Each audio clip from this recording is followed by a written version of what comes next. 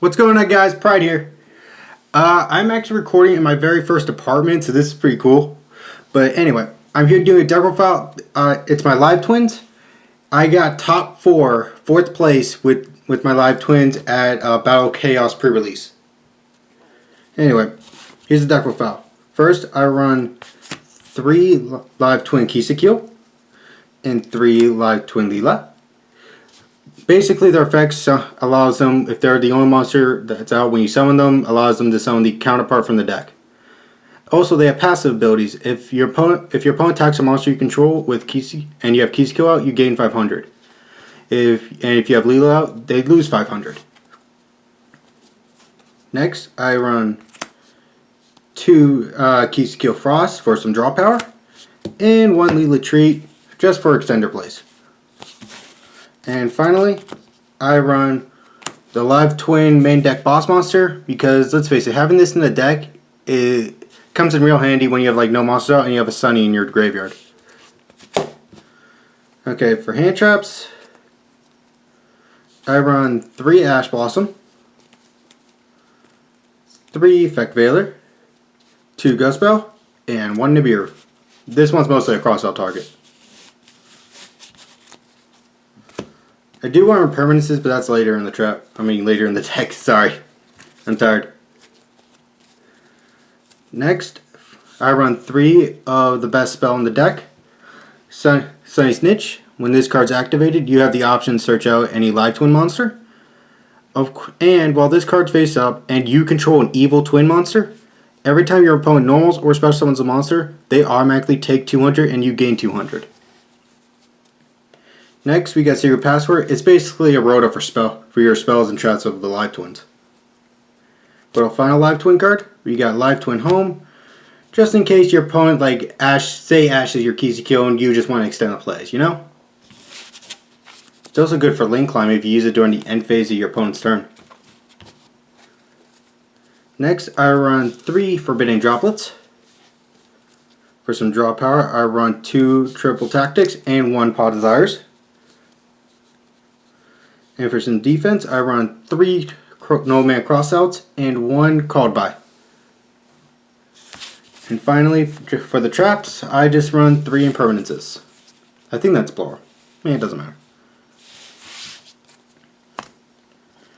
For the extra deck, I run 3 Trouble Sunny. This card is the MVP boss monster of this deck. Basically, it has 2 effects that you want to use. First effect is you can even do this during the battle phase, but you can send this from your field to the graveyard, attributing it for cost, so they can't really Veiler it or whatever. And you can bring back 1 Kisakil and 1 Leela monster, and that's up to 1 each. You can bring back nothing if you want, and it doesn't even have to be the link monsters that you bring back. And you get both their effects as well if you bring back the links. And for its second effect, if this card's in your graveyard, you can basically banish this, send an evil twin monster from your hand, field, or deck straight to the graveyard, and you can non-target send. Next, I play 3 evil twin Kisakil. Evil twin Kisakil has the effect to bring back a Leela monster from the graveyard. And if this card is summoned while you control a Leela monster, you can draw 1 card. Both the effects, you can use each effect hard once per turn. And then for the last one, we run 3 Evil Twin Leela. Again, this one has the ability to summon the counterpart from the graveyard. And if this card is summoned while you control a Kisakil monster, you can destroy 1 target and destroy 1 card on the field. For the rest of the extra deck, I run a little Nightmare package. 1 Nightmare Phoenix, 1 Cerberus, 1 Griffin, and 1 Unicorn. For the last 2, we got Unchained Abomination and a really good card to use, Underworld Goddess. This card, both of these have gotten me out some pre-type jams and have gotten me OTKs before. And for the side deck I used 3 Diva here because Sword Soul matchup. This card is strictly for game 3. Ghost Mourner. Basically, when your opponent special summons a monster, you can discard this card That monster's effects are negated, and if that card leaves the field, your opponent takes damage equal to that monster's attack. 3 Drone Lockbirds. A D shifter just for a cross-out target. Because let's face it, if you most likely in this format die to D shifter when you're playing against Flunderies. And also this is another card for Flunderies, the Wind Kaiju. Because of that barrier statue, you kind of need this one specifically to get over it. And for the last card, I run 3 Artifact Lancia to prevent banishing.